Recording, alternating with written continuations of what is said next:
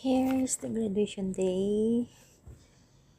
Congratulations, batch 2024-2025. Ito yung kapatid ko, guys. Lalaki, yung pangatlo kong kapatid. 1, 2, 3, come on!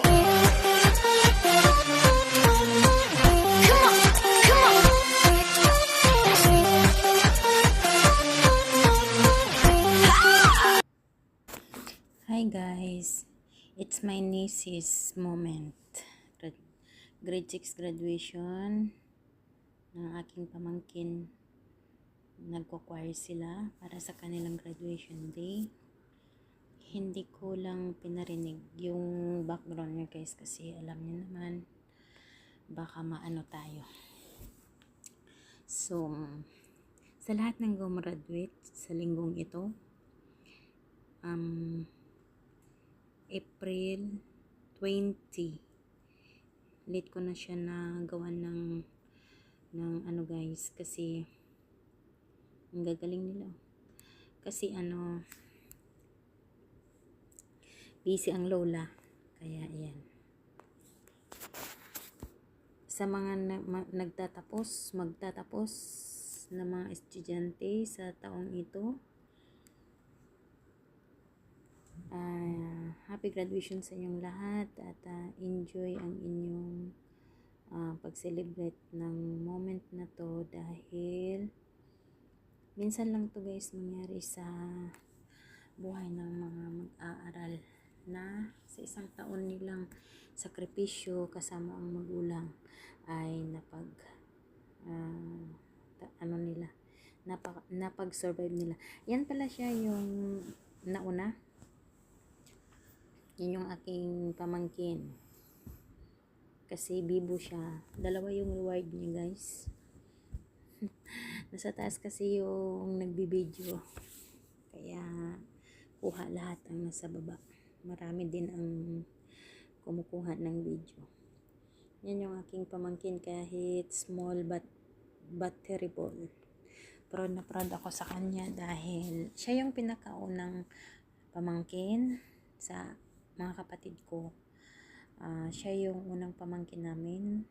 Bali panganay sa lahat ng mga pamangkin, and then first na apo din na nakapagtapos ng ng grade 6 elementary. So abangan na naman ang next na sakripisyo at suporta sa high school life nila. At ang masasabi ko lang sa mga magulang na patuloy na nagsusuporta para sa kanilang anak ay huwag tayong susuko guys. Gabayan natin ang ating mga anak sa tama para din sa kanilang future. Masaya tayo bilang isang magulang na makita natin maging success ang ating mga anak. At saka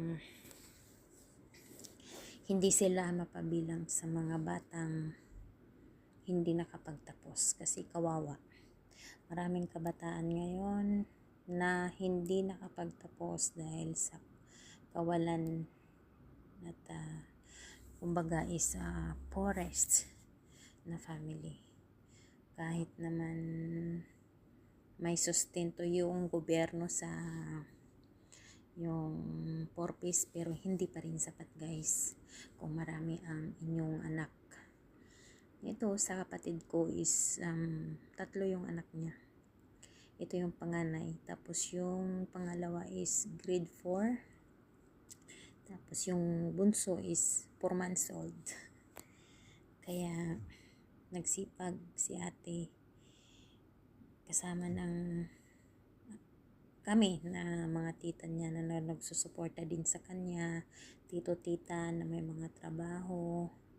Kailangan nating iangat ang ating pamilya guys. Huwag natin silang hayaan na i-bully or i-down. Kasi sarili din nating dugo mga yan. Tsaka kailangan din natin silang gabayan sa maayos. At yan lang masasabi ko ulit, ate. Congratulations my dear. Ito yung kanyang teacher. Nagkapit ng kanyang ang cute. Yan yung bunso. Diba? Super liit ni ate. Ayan yung kapatid ko, isa lalaki, nanay, mami nila yung nasa gitna na may hawak. Ito, marami kasi silang gumraduate. Dalawang kapatid ko at saka pamangkin ito. Yan, happy yung brother ko kasi na-surprise siya na may medal pala na dalawa yung anak niya. Ito naman yung pasalamat ko sa kanila.